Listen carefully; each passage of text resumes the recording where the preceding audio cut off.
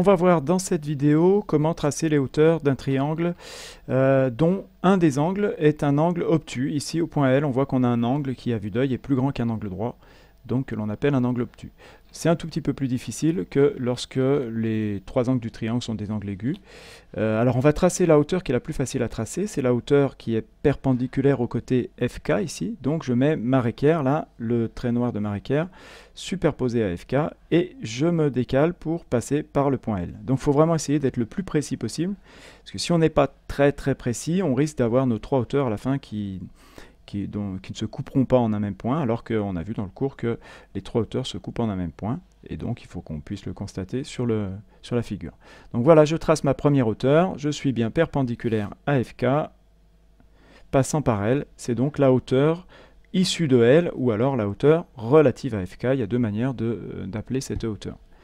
Ensuite, je vais tracer la hauteur perpendiculaire au côté FL, donc la hauteur issue relative à FL, mais je vous rappelle que cette hauteur donc, doit être perpendiculaire, là je suis perpendiculaire à FL, mais elle doit aussi passer par le point K.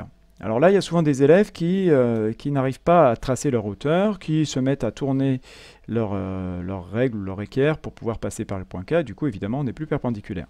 Donc il faut bien, c'est la même méthode qu'avant, hein, on se met sur FL et on fait glisser la équerre pour que ça passe pour que le côté ici, la équerre, puisse passer par le point K. Donc voilà, il faut aller jusque là. Bon, alors là, je vais essayer d'être le plus précis possible. J'ai fait un angle très aigu ici, donc le point K, on va dire qu'il est là. Et donc, je fais passer par le point K. Alors, quand je fais ça, ça va, c'est juste. Mais regardez, il n'y a plus qu'un tout petit bout de trait noir qui est superposé au segment FL. Et donc, est-ce que je suis vraiment superposé ou est-ce que je suis légèrement décalé? Vous voyez, là, je me décale un petit peu. On a toujours presque l'impression d'être superposé. Pourtant, je suis plus perpendiculaire. Donc, pour être vraiment précis, il faudrait, c'est quand même mieux, de prolonger le côté FL, là, avec la règle, précisément. Hein, voilà, je prolonge.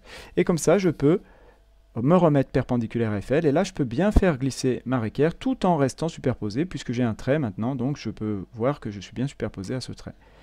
Voilà, donc là je suis perpendiculaire au côté FL, j'ai bien mon trait noir de ma équerre superposé, passant par K, je peux tracer ma deuxième hauteur, qui coupe donc la première hauteur en ce point-là.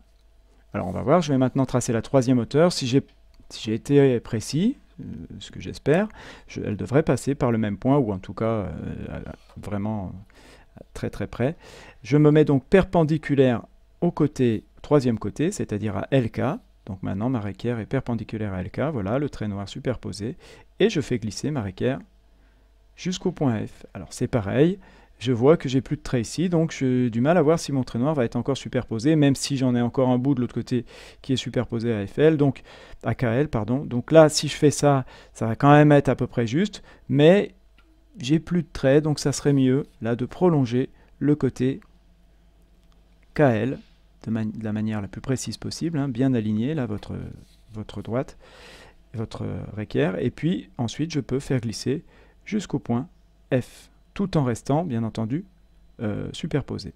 Et là, je m'aperçois effectivement que quand je trace ma troisième hauteur, eh bien, la troisième hauteur passe par le point d'intersection des deux premières.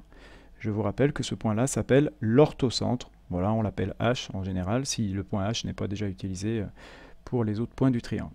Voilà, donc la difficulté dans ce cas de figure-là, c'est que il y a deux hauteurs, là, celle-ci et celle-ci. J'ai oublié de mettre les angles droits, là et là, qui, en quelque sorte, qui sont en dehors du triangle, alors que la troisième hauteur, elle passait bien à l'intérieur du triangle. Bon, c'est pas très correct ce que je viens de dire en termes de vocabulaire, mais voilà, c'est un cas un petit peu plus compliqué, et donc il faut savoir faire ce cas-là qui pose des fois un petit peu plus de problèmes aux élèves.